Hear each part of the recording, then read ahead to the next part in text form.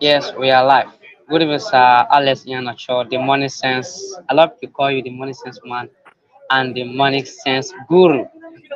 Thank you for coming for Reinvention Conference. And it's just an honor to me, and you are a blessing. And I'm thanking God for making our path to cross because this relationship is going to be for a lasting long time. So thank you for showing up for this conference. And thank you for believing in me, the success soldier. I'm just your boy, sir. Thank you for coming to this program, sir. I hope your wife and everybody that are fine, sir. My regards to them. Yeah, we're good. By another. Our legal practitioner. My regards to her. Thank you Yeah. for showing up. So the theme of this conference is global wealth transfer. I believe wealth can be transferred to anybody. It's just for those who are positioned for it, those who are in the right cycle, right decision. People who are in group of people who make things happen, people who make results happen. And if they are there, hearing some information, getting the information that are shared in that gathering or in that room, things can put then you can take action.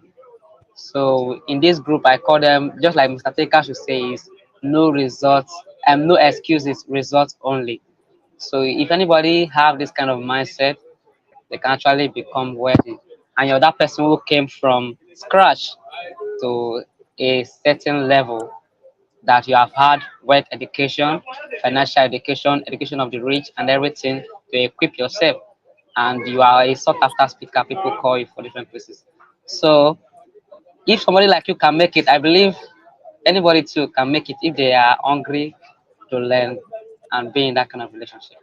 That's why I decided to bring you here. That's why I decided to do this conference because I know words can be transferred. And now you have to teach us about leveraging the word distinction strategies. You wrote this in your two books, The Money Sense and Protocol, The Money Sense Protocol. And I read those two books. I was like, wow, sir, this thing you shared there, they are premium. And there's a way you call it POT. There's something you call POT. I'll not have to explain it. You are the one that will teach it. So you have the stage, sir. I'm here to learn. Thank you, sir. All right. Good evening, everyone who is watching. Thank you for having me, and I hope that whatever I will share here would help someone out there. I'm just trying to put myself together to do this. I really do not have the energy. It's been a very, very hectic day, and I'm traveling early morning, so you know, I can see my eyes are weak because I need some sleep here. But then, we are committed to it already, so we'll get it done. I'll be sharing in a few minutes a couple of things I believe will help. So whoever is watching this might not be honest. It might not be, and it might not be a complete session where you get to hear all the things that you're supposed to hear. So you follow me on social media, YouTube, get my books, join my coaching program. You have to know that if you want to seek change, you have to pay for it. Okay. Napoleon Hill says, "Do not ask for something for nothing." Right. So in life, whatever I think I'm sharing with you here probably cost me almost cost me my life, right? To know and to share with you. So yesterday, I think I made a post. I made a short video yesterday on my timeline where I was sharing something that if you want to become wealthy in the right sense of it, you have to become a diligent seeker of light and knowledge. You know, the true knowledge and principles of life are not made available on the surface. You can't find them on Google, right? No matter how robust Google has become, no matter how robust the AI has become, what is in my head, AI cannot come and take it and give to you. So there are certain things that you can never hear until you get into some space and until you get into some circles and until you get into some quarter. So if you are really interested in being wealthy, not just in being rich, you have to become a dedicated seeker of light. And light here is knowledge. Remember in book of Genesis, God created the world, and the first thing he created was what? Light. There is a reason for that. Light is a representation for knowledge. What you don't know is older than you, and what you don't know will cost you, right? So whatever you want to do, you have to seek light. If you want to build wealth, of course, before you can transfer anything, you have to first have it. You can't transfer what you don't have, right? So before you can transfer anything, you must first of all have it. And how you have it is not by doing surface jumping or doing mental stimulation. You have to become a diligent seeker. You have to become a reflective listener. You have to get into circles where you hear things that are not common, things that are not in the public domain, right? You have to follow the way of the old. If you study about the people, the custodians of philosophy, the foundations of knowledge as we have it today, these were diligent seekers of light. Okay, so one of the things you have to understand is, first off, is you don't try to the only thing you need to do is to know the things that your parents didn't know and never taught you. Okay, that's one key thing. You have to know the things that your parents did not know and did not teach you, because if they knew those things and taught you, your life would have been different. Parenting is a leverage, but for most of us, parenting is a disleverage for us. Some of us are going through what we are going through today because of the kind of parents we had. If a different person had given birth to you, your life would have been different, right? So instead of giving you leverage, your parents give you a disleverage. Some of them, their results are you have spent the first 30 years of your life to clean their results before you even start your own journey. So that is a problem for you, right? So what you need to do is to understand that you have to become a different person. You have to become a different person. Okay, and becoming a different person means that you have to do things differently. So you have to go look for those things that nobody taught you. You have to go look for those things that nobody taught you and find a way to learn them. Okay, and not just in learning them. You don't read one book and become a master of finance or a master of wealth or money. You have to really, really, really, really get into the business of self-education. Okay, get into the business of self-education. Um, so wealth, there are different ways to look at wealth, but I like to look at wealth from a place of distinction. So a place of distinction, if you look at the Bible, you will find out that the Bible says wisdom is a defense, money is a defense, but the excellence of knowledge is that it preserves the life of those that have it. So if you also compare the places in Bible where riches and wealth were mentioned, in any place where there was a negative illustration of money, the Bible used either money or riches or mammon, right? You will not really find any place where the Bible used a negative illustration for wealth. Why? Because wealth is more than money. So when you're truly wealthy, you will have things that are more than money. You will have something that is more than money. My battery is going down. Let me it's supposed to be charging. So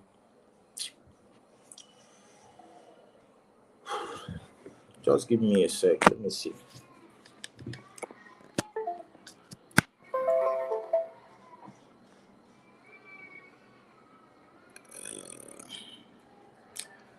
So I'm just trying to see how my battery. I have a very low battery. Um. So, but let's see how far we can go. Um. So you have to become a. You have to understand that wealth. You have to look at wealth from a place of distinction. Okay. You have to look at wealth from a place of distinction. And looking at wealth from a place of distinction will give you an advantage. And what that advantage does for you is that it helps you to play the game differently from how other people are playing it. Okay, so while every other person is looking for money, you are looking for wealth. While every other person is hustling to make money, you're actually not hustling, but you're working to build wealth, because that is what you get to transfer. That is what you first of all get to enjoy, then get the privilege of transferring it to the people that will come after you. So I like to look at wealth from 5 core places. Now, if I share these 5 core places with you, these are the things I call the 5 wealth distinctions. If I share this with you, you will actually realize that anyone who is truly wealthy in this life has these 5 areas of his life working correctly. But the problem is that you will not really find such people as rare to find, right? You will not really find them, but they are there. If you get the awareness and begin to look out and look around you, you will find them. But more importantly, apart from finding them, you will be able to use what I share with you to create your own life in such a way that you will truly be wealthy beyond just having money, right? So what are these distinctions? The first distinction is the spiritual base. Okay, the spiritual base. Every human being has a spiritual need. You are first of all a spirit being before you are a human being. So what that means is that you have a soul to divinity connection. There is a need that you have as a man in your DNA that longs for a superior connection, connecting to something that is bigger than you, right? So no matter, some people tell you they are atheists, some people tell you they are unbelievers, they don't believe in anything, but in times of crisis, when life happens to you or when life touches you, you will definitely have a need to get help from something that is bigger than you. Now, whatever you choose to call that thing is your business. You could call it God, Christ, Allah, whatever. But you need to understand that you need a spiritual base. That is the first leg of wealth. The other part of it, the other part of your spirituality is your soul. Your soul needs nourishment. Okay, you're a living soul. The breath of God in your body makes you a living soul. So when that breath leaves you, you become lifeless. You're no longer a living soul. So the question is, how do you nurture the breath of God, the breath of divinity in you? You do that through certain things, and that's the thing that helps to elevate your soul. Things like music, things like art, right? Things like nature. These are the things that help enrich your soul. Of course, music is not all those kind of music that you know. I mean, of course, you know that the things they call soulful music. So there's a reason why it is called soulful music. In fact, there are some music that are called soul foods, right? Food for the soul. If you listen to those kind of music, you will just find out that after listening to the music, you have a new perspective, you have a new feeling, you come alive. You know, it seems as if your body is taken away from you. If you don't really enjoy music, then it simply means that you're not nourishing your soul. The wealth, your spiritual wealth, is not properly nourished and filled. That's also why when you go to church and you listen to spiritually inclined songs, right, they also nourish your soul and charge you and keep you and bring you alive, because those things are some of the things that are used to, you know, nurture your soul, the spiritual part of your soul, right? Things like traveling as well. Traveling exposes you to new environment. It exposes to the awe of new culture, new identity, and new people. You get to learn new things, and that nourishes your soul, right? So, um, your ability to connect to a superior being, God, and ability to engage yourself in activities that nourish your soul, that is the first leg of your wealth, called spirituality. It has nothing to do with where you worship or whether you go to church or not. It just has to do with the fact that you have a connection to a superior identity. Okay? So that's the first leg of wealth. If you want to transfer wealth, that is the first thing you have to transfer to those that are coming behind you. You must have a spiritual philosophy that you will teach to your children. Parenting are two things. Parenting is two things. First is parenting is leverage. Second is that parenting is programming. You must program your children to become who they should be, and that has to be done intentionally. You're a product of parental programming. The only problem is that your parents did not even know what they were doing with you, so they programmed you anyhow, right? So you now, who is desirous of wealth, you have to learn how to reprogram yourself first, so that you can now pass this new ideology and this new doctrine to those that are coming behind you. You also need to understand that parenting is a form of divine interaction, right? Because your kids, you will be the God, you'll be the first God that your children will know. So if you want them to know the right God and eventually trust God wholly, you must be a good representative of God to them. So that's the first angle of wealth. The second angle of wealth is fitness, right? Fitness. So fitness here talks about mental and physical fitness. So you must have a system that helps you to nourish your mind. Okay. Um, if your mind is not properly nourished, you are not wealthy. It doesn't matter how much you have, right? You have to be intelligent. You have to have things in your head that make sense. It's not when you open your mouth, nonsense will come outside. You have to be a person that when you open your mouth, people are blessed. The Bible says that from the mouth of a righteous man are people nourished. Okay? And that does not happen by accident. It happens by diligent filling of the brain and the head with the right thing. That's why going to school is not a scam. Okay, going to school keeps you mentally sharp. In fact, research has proven that if you give yourself to continuous education all through your life, you will live longer than people who don't. Because as you're learning new things, your brain is reforming and charging new pathways.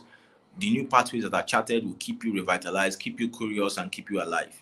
Okay, so it's always good that you have institutionalized form of learning from time to time. It keeps you alive. It's part of your wealth. What you have in your head is part of your wealth. Then fitness of the body is important. Okay. You need to be given to exercise. You must have exercise routines. You must be able to sleep well. You must be able to eat well. It's not everything that you eat. Okay, if you want to be wealthy, it's not every food that is meant for you.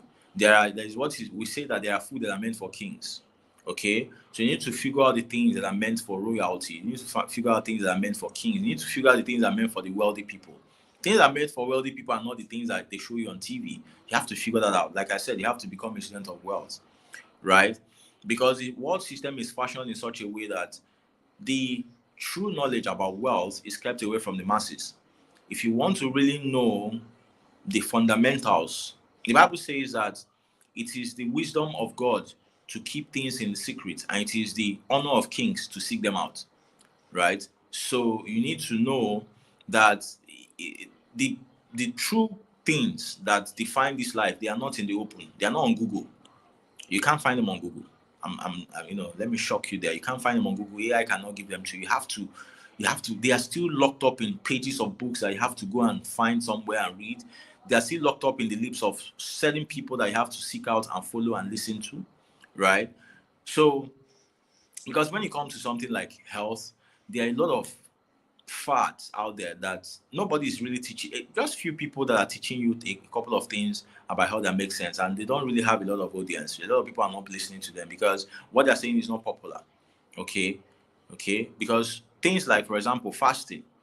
Nobody teaches you that. They've taught you that fasting is a spiritual exercise, but nobody teaches you that fasting is actually a health exercise, right?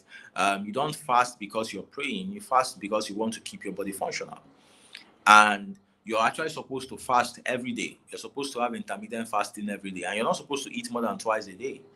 Okay, these are all some of the things that no one really teaches you, but they are the realities that make all the difference in your health, because you know how they say it, health is wealth. Yes, your health is your wealth, and it is how you're able to live that your children would see and follow. Okay, for me, for example, I have little kids. I have little kids, and when I'm walking out in the morning, they have made it a habit to know where they can find me in the morning because they know that I'm most likely going to be at the gym. So they come into the gym and they begin to do exercise with me. What is happening is I'm teaching them the way to keep themselves fit. I'm teaching them the right way to, feed their body and be in bodily shape. Okay? So that is the second part of your wealth. Now, here is the thing you need to understand. Your health and your spirituality are the most important part of wealth. And why do I say so? If you lose your health or lose your spiritual base, every other type of wealth I'm going to explain going forward will not make sense. If you lose your spiritual base and and or you lose your health, every other thing I'm going to be sharing with you, every other part of wealth I'm going to be sharing with you right now will really not make sense to you. If you are really sick, there is no amount of pleasure or money that will really excite you. And the truth is, if you have all the money in the world and you're healthy, but your spirit is empty, your spirit man is empty because you don't have this right connection with God, you will not have peace. And peace is the basis of wealth. Any person that is truly wealthy must have peace. If you don't have peace, you don't have wealth, right? So your fitness, mental and physical fitness, your spiritual base.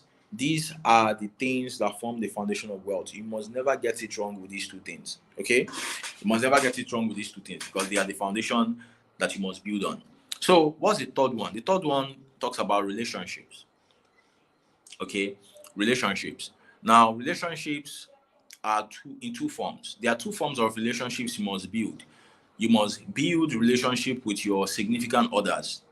So your significant others could be your spouse, your kids, your brothers and sisters, those people who have been there with you when you were nobody, and those people who also have the tendency to be there with you if everything else goes away. They are called your significant others. And you must do everything possible to nurture those people and keep them safe. Because one of the mistakes a lot of us make is that you start hustling for money, you forget about your loved ones, you forget about your kids. You see some people that don't even see their children. They leave the house before the child wakes up. They come back when the child has gone to sleep and they tell you that I'm working so hard to provide for you. What exactly are you providing for? And who are you providing for? That kind of thing is what results to what Solomon said in the book of Ecclesiastes: all is vanity.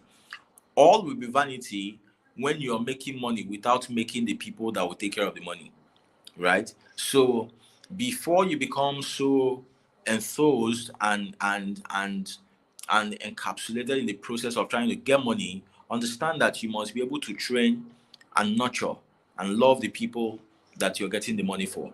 Here is one thing you need to understand: relationship is not about presence, relationship is about memories. Okay, if your father did not have any memory with you, you can't there was no memory, like you can't remember things about him, like when you guys hanged out, when you guys played, when you guys had times. If that man dies, you will not cry. Why you will not cry is because you don't have any memory of him. When people The reason why you cry when people die is because of the memory, not because of the people, right? That's why your father could die, you will not cry, and a schoolmate of yours dies, and you start crying for days. Why? Because you remember the memory, and it comes to you that I'm not going to have this memory with this person again. I'm never going to see this person again.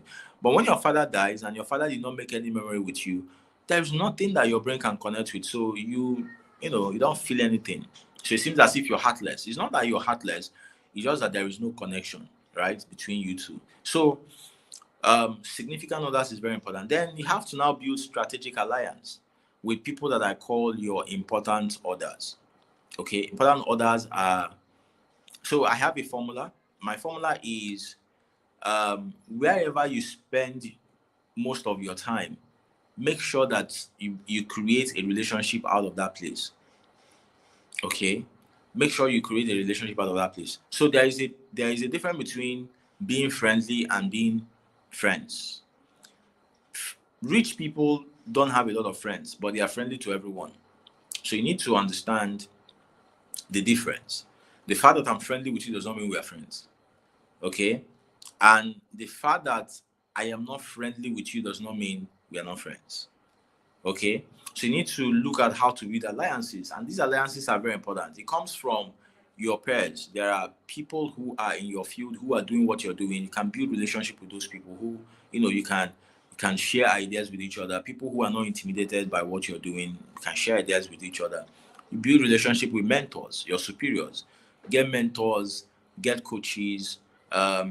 These people are very important. Build alliances, learn to honor people. There are tons of programs that you can listen to on building relationship, but building relationship is very important. But one of the ways you can nurture relationship is through honoring people and being trustworthy.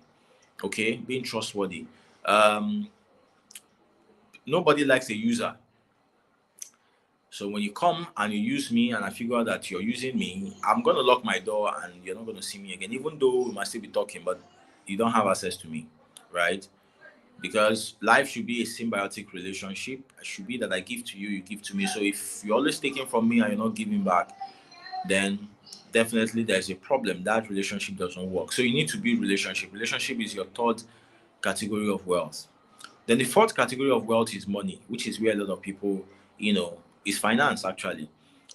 In finance now, we talk about two things. We talk about money and we talk about career. Okay. So to get your finance together, you must have two things on lock: your money and your career.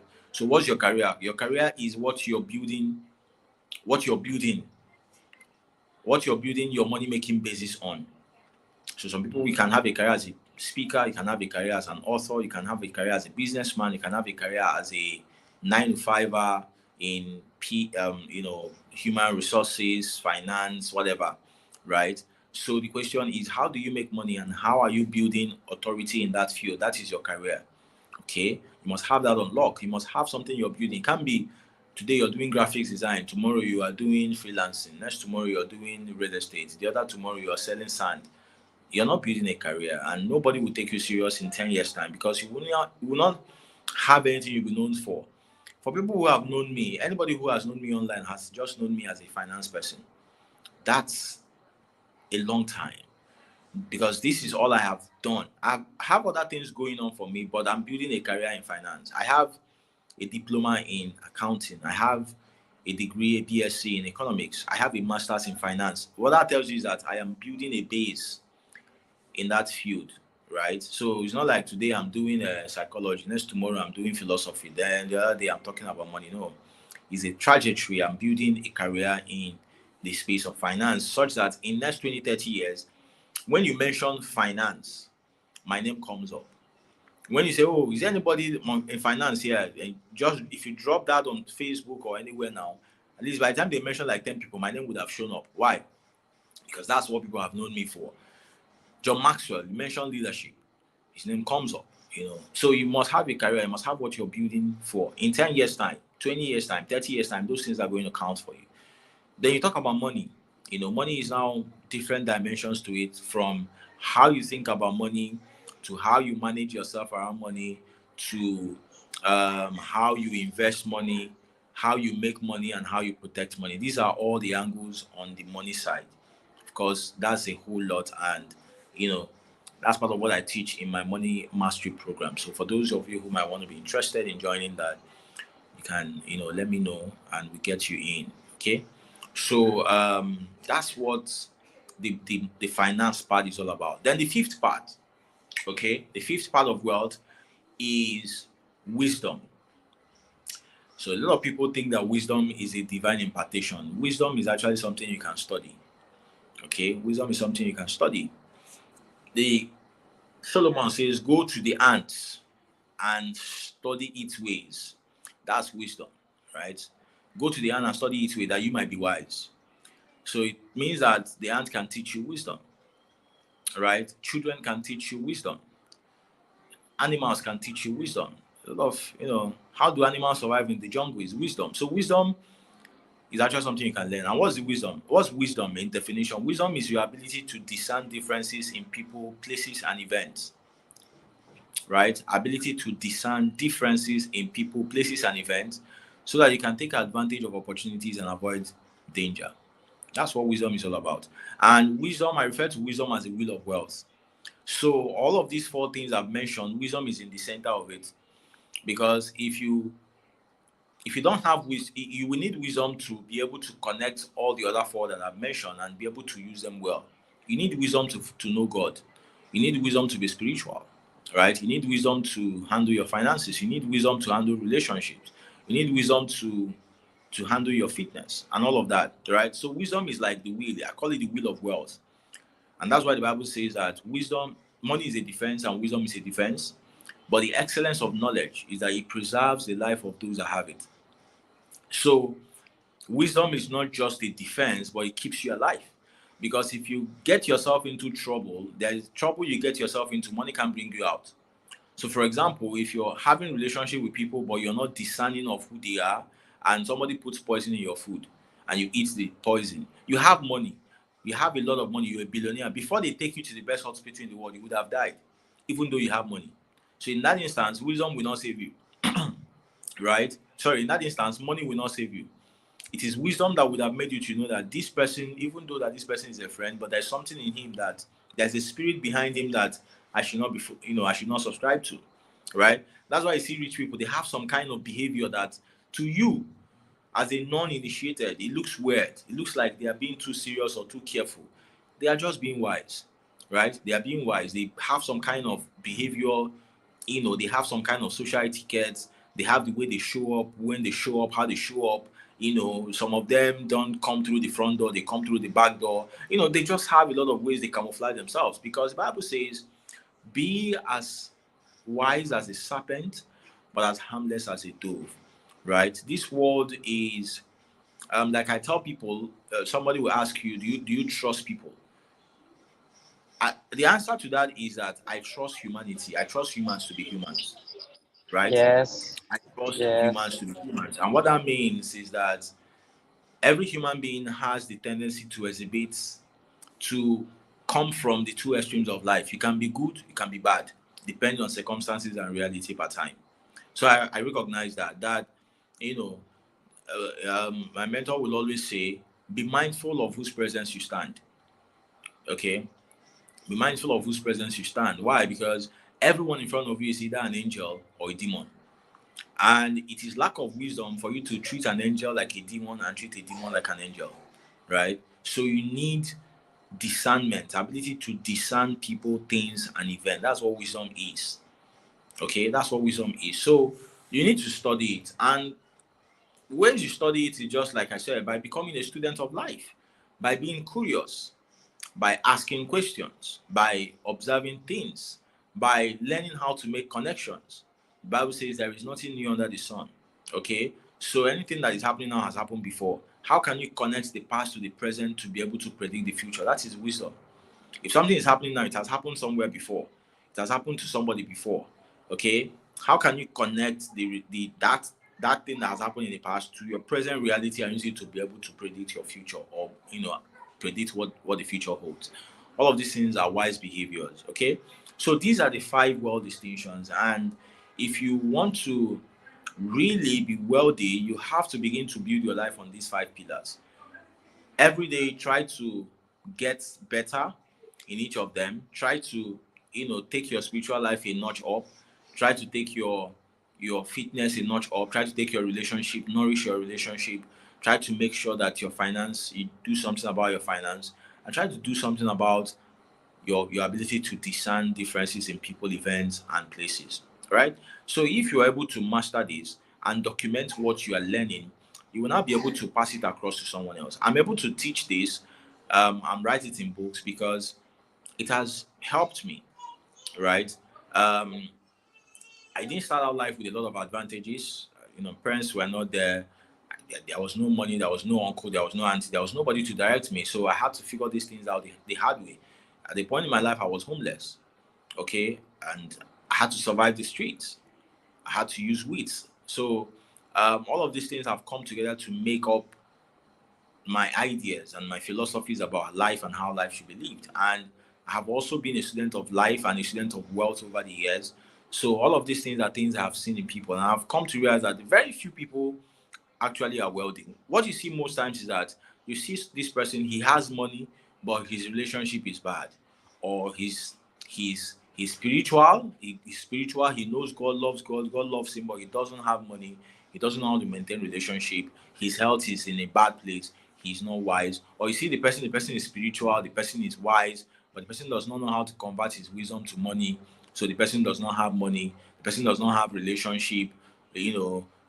Just find things not really balancing for so many people. So as I studied that, I was able to create the 5 world distinction, and I put it out there that anyone who really wants to build wealth, who is interested in building wealth as a thing, has to be able to understand these 5 world distinctions and follow the method behind it to be able to order his life so that he can have a better result. So that's the presentation in a very nutshell. So I am willing to take questions, and can call it a night. All right, sir. Thank you for this premium information shared. I have one question. This question is, you said something because we have a lot of wise people, but not everybody knows how to commercialize it and convert it to money. So how do a person watching this video now knows or learn how to convert their wisdom to money or monetize it? All right. So wisdom has to come with results.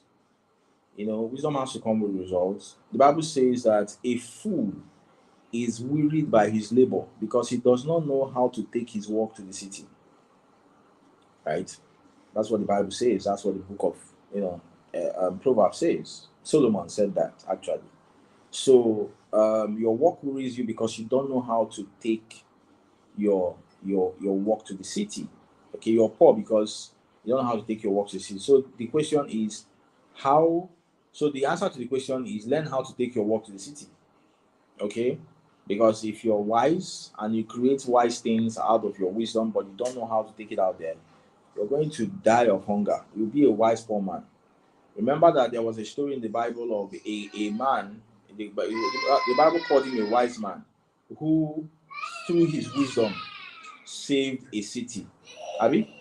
But the Bible said that he was not regarded because he was poor, right? So that tells you I've that that forgotten. man was a wise man, but he didn't really know how to use his wisdom well because the same thing that he did was the same thing that Joseph did in Egypt. It's the same thing. There is no difference. The only thing is that Joseph knew what to ask for. Okay, Joseph knew what to ask for, but this man did not know what to ask for. He just used his wisdom to save a city. He didn't ask for anything. He didn't ask for a portion of the kingdom. He didn't ask for, elimination of your taxes. He didn't ask for privilege into the royal family. Maybe let them give you one of the royal daughters so I can marry and have the royal blood in you. Nothing. He didn't ask for anything. Just no. That's not wisdom, right? And that's also what a lot of people do too. A lot of people um they don't take money seriously. Money is not important enough for them. They don't sell. They are afraid to tell people what they do. You're shaking. Make a post and tell people that you have something they should buy it. You're shaking. You're shy. It's because you're not wise now. So what exactly am I going to teach you about that? There's nothing for me to teach you.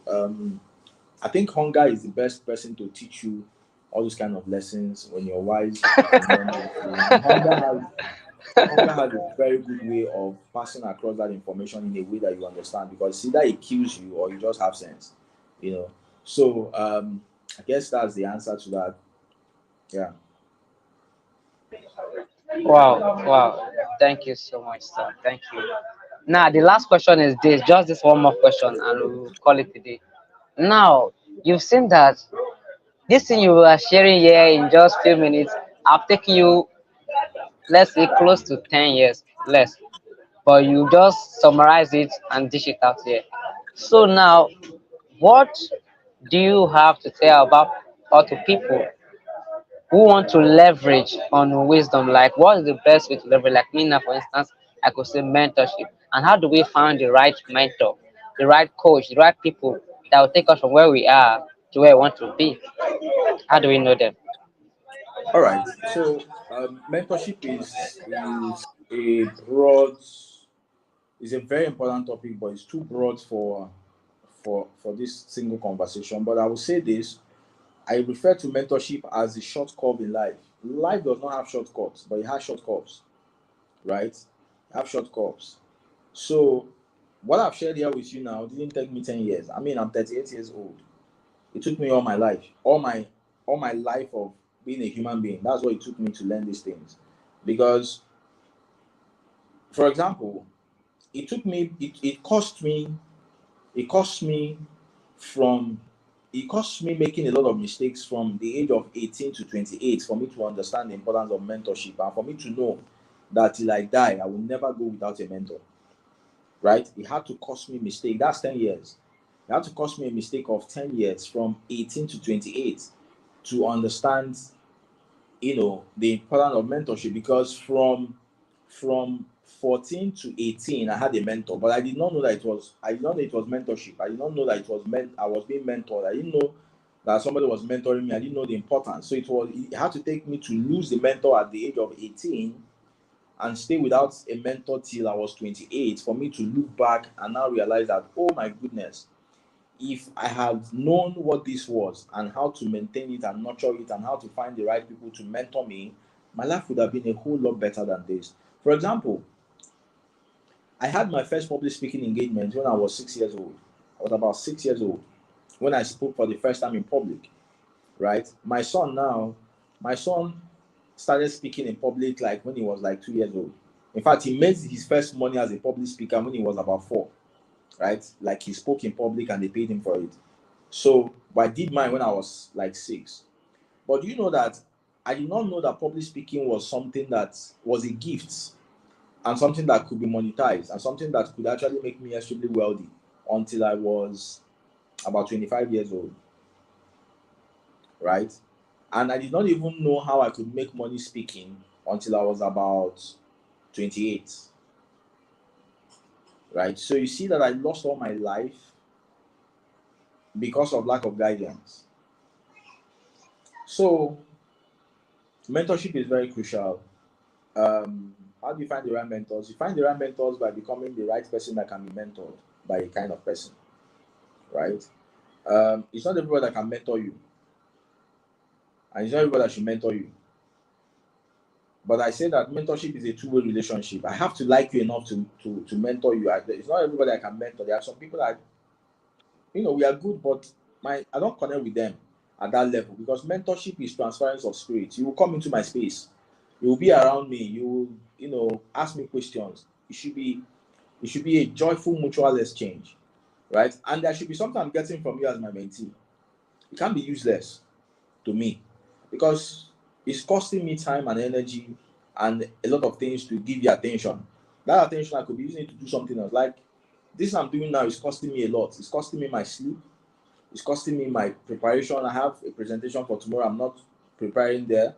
It's costing me time with my family because I'm not with my family. I've been busy. I'm traveling early morning.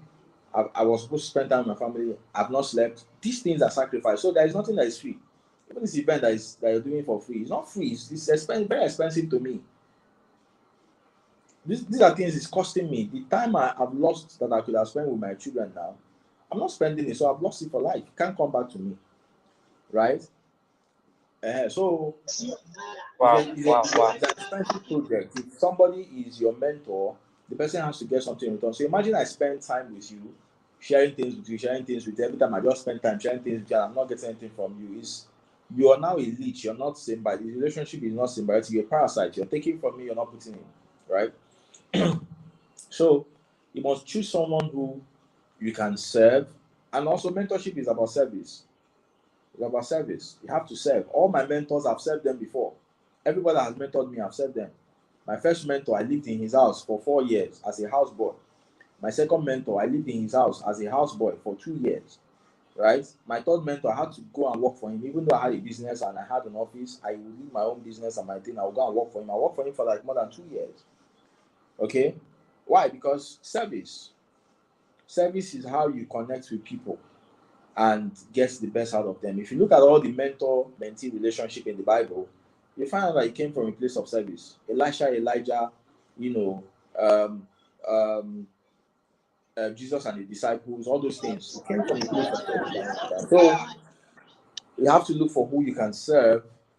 Always approach mentorship with the mindset of service. Give a lot and get guidance in return. Because what happens is this thing has taken me all my life to learn. If you come into my space, as if you're around me, I get to dissect and compress things that have cost me over 30 years of my life to learn and give it to you in few settings. And because of my experience, I can tell you what you should not do and what you should do, because I've seen that before. I've seen it happen and I know what the outcome could look like. Right? So we said that mentors are people that will use their hindsight, right? To the people whose hindsight you can use, you can add to your insights to be able to create a better foresight, right? People whose hindsight you can use in your insights in your current state to be able to create a better foresight, to be able to see further, right? You know what they say, when you stand on the shoulder of giants, you're able to see further. So that's what mentorship is all about. It takes service. It's not easy to find mentors because mentors are not there looking for who, they are busy with their own lives. So you have to find a way to get access. It's about getting access. You have to find a way to get access. Get into you don't go and send somebody and say, be my mentor, or come and mentor me. Oh, I would like you to mentor me. Oh, I like the way you speak. Please, can you mentor me? Or you see, oh, my mentors are mentor. Somebody cannot be mentoring you without knowing that he's mentoring you. It has to be a mutual understanding. Okay, I know I'm getting this from you, and in return, I'm Wow, providing wow. you with guidance. So if that does not exist, there's no mentorship relationship. Yeah. So that's just a brief I can share there.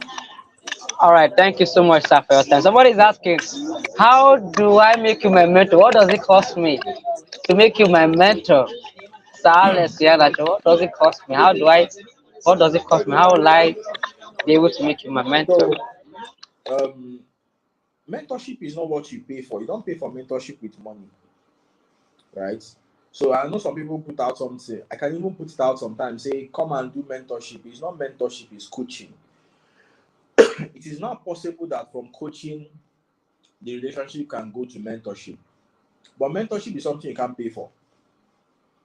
You can't pay for it with money.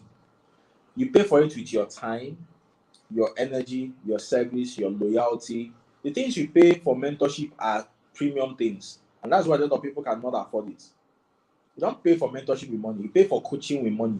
But when it comes to mentorship, you pay with that, you pay for that with trust, loyalty, service, right? Honor, your time, your energy. These are the things, you know, like me now, I'm not looking for anybody to mentor. In fact, I'm still mentoring myself and my children. So I'm not looking out for mentoring anybody, right? But you can get my books if you want my coaching.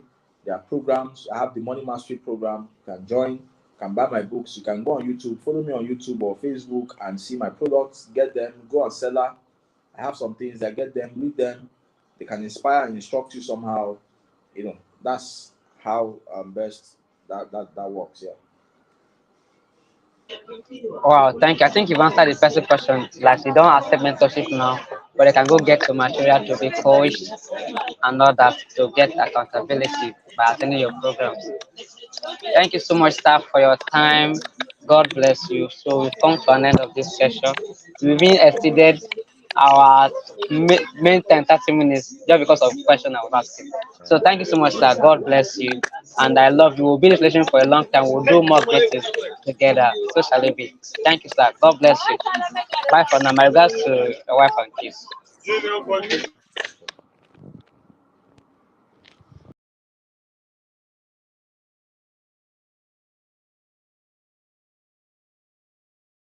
Two things changed me totally. One was time and two was target. Once I put my time on ground and my target, I look like a madman. A man with a vision is a madman until the vision comes to pass. You cannot pull me out like this because I am hungry to win. Except you are ready to eat this kind of spirit, you are not making progress anywhere. A case in point, I just had Thinkation 2019. The year before that, I had 700 people. But this year, I said to myself that I wanted 5,000 people to register for it. In a space of 2 months, I had 7,000 people registered. When the event came, there were 3,500 people in attendance. So that tells me that I can do more. Once you put time on any project, time on any assignment, time on anything, it changes who your friends are. It changes who you talk to. It changes where you go. If your friends are the same ones you had 5 years ago till today, that means you have not made progress. If you want to change your position, get angry with your present condition. When you walk in faith, God shows up. Numbers chapter 1 verse 18. 34, 36, 38, 40, 42, 45 says if you are 20 years old, you are able to do. I expect you to get angry to find out how do you become independent now. Between the ages of 13 to 19, you should be training yourself to win, to dominate the market, so that by 20 you can take a decision. Tradition has held our boys and our women down. Stay in your house till they are 30, till they are 35 years old. Then when a man stays till 30 years old, what do you want the man to do? Because when cement has gotten dry, it becomes set. It becomes set. The problem with Africa, Nigeria, is free food. Because anybody that gives you free food stops you from thinking.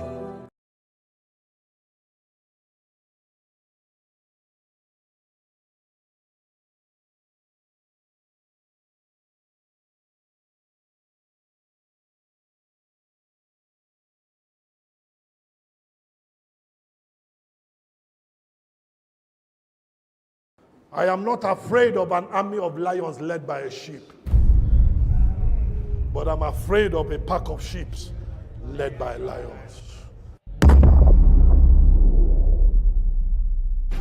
I came here to raise lions. I came here to provoke you. I came here to disrupt you. I came here to set that fire inside you. No matter the recession in the forest, a lion will never eat grass. Monkey know the bongo. No. A lion is not the tallest animal in the jungle. A lion is not the biggest animal in the jungle. A lion is not the fattest animal in the jungle. A lion is not the fastest animal in the jungle. So if you ask the lion, did you pass your fastest animal exam? He will say no. Did you pass the longest animal in the jungle? He will say no. Did you pass the biggest animal in the jungle exam? He will say no. Did you pass the wisest animal in the jungle? So what did you get in fastest? F. What did you get in strongest? F. What did you get in this one? F. What did you get in this one? F. So in your school set exam, you get F, F, F, F. No problem. But yet he's the king of the jungle. Your academics is not a guarantee for your success. Keep your first class one side. Keep your 2-1 one side. Keep your 2-2 one side. Show me your attitude. A lion will look at an elephant. He said, I will eat this. Because that is how he thinks. An elephant will see it and run away. It is not a function of your size. It is a function of your attitude. Walk to that person and say, you need to be in this platform. Otherwise, you look for me tomorrow. Start talking to them now. Stop pitching them. Time is ticking. TikTok, TikTok. Where are my lions? Can I hear you say, Ahoo? So at this point in time, it is important that you know that decisions make men. What decision do you want to take today? What decision do you want to happen in your life? What decision do you want to see in 5 years' time? Everybody overestimates what you can accomplish in 1 year, but you underestimate what you can accomplish in 5 years. Stop thinking short term. Think about the long term. Money follows attention. You are too quiet for success. Once you make noise, you command attention. Hey, we don't show. Everybody was born naked. Everybody. There is nobody I know that came out with shoes, iPad, BlackBerry. Nobody. Everybody came out naked. The only thing a baby comes out is the fear of falling down and the fear of a loud noise. Every other thing you learned to be poor. So if you're going to be successful, you have to unlearn poverty and learn success. Unlearn poverty and learn success. I was tired of 1,000, 5,000, 20,000. I was tired. My brother, small money is bad. So I wrote on my wall 100 million. I wrote it on the wall, big with paper. I will lie down by my bed on the floor. When I wake up, it's 100 million. I see. I wrote it on my ceiling, 100 million. When I turn like this, 100 million. Turn like this, 100 million. In my bedroom. Turn like this, 100 million. My toilet, when I'm sitting on the throne, 100 million. This book will not pass me by. Whatever you look on, once there is a will, there will always be a way.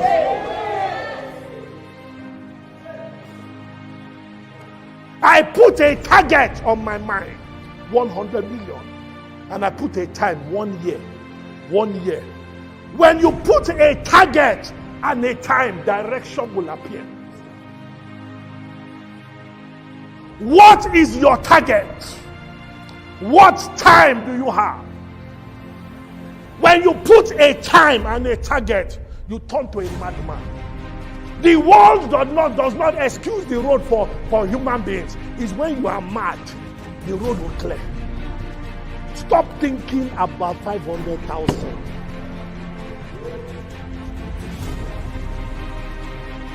When you have a time and a target, everything changes.